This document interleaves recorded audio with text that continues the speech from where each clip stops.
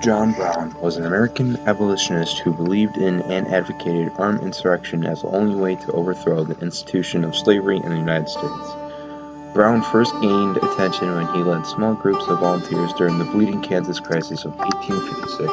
Dissatisfied with the pacifism of the organized abolitionist movement, he said, "These men are all talk. What we need is action."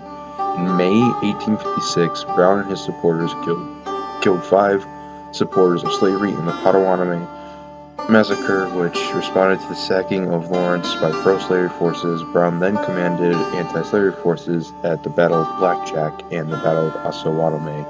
In 1859, Brown led a raid on the Federal Armory and at Harper's Ferry to start a liberation movement among the slaves there.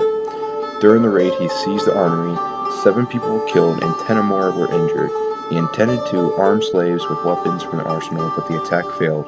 Within 36 hours, Brown's men had fled or been killed or captured by local pro-slavery farmers, militiamen, and United States Marines led by Robert E. Lee.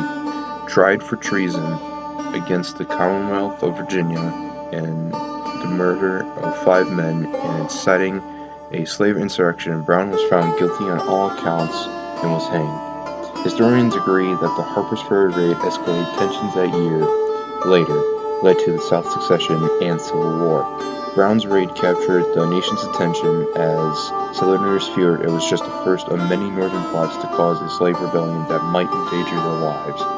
While Republicans dismissed the notion and claimed they would not interfere with slavery in the South, John Brown's Body was a popular Union marching song during the Civil War and portrayed Brown as a martyr. On the morning of December 2nd, 1859, Brown wrote, "I, John Brown, am now quite certain that the crimes of this guilty land will never be purged away but with blood. I had, as I now think, vainly flattered myself that, without very much bloodshed, it might be done." He read his Bible and wrote a final letter to his wife, which included his will. At 11 a.m., he was escorted from the county jail through a crowd of 2,000 soldiers a few blocks away to a small field where the gallows were.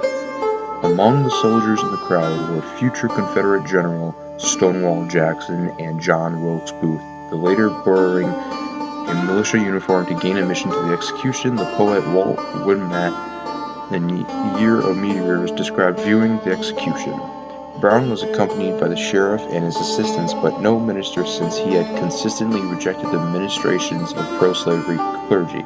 Since the region was in the grips of virtual hysteria, most Northerners, including journalists, were run out of town, and it's unlikely any anti-slavery clergyman would have been safe.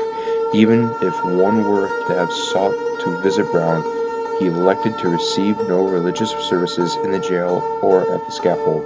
He was hanged at 11:15 a.m. and pronounced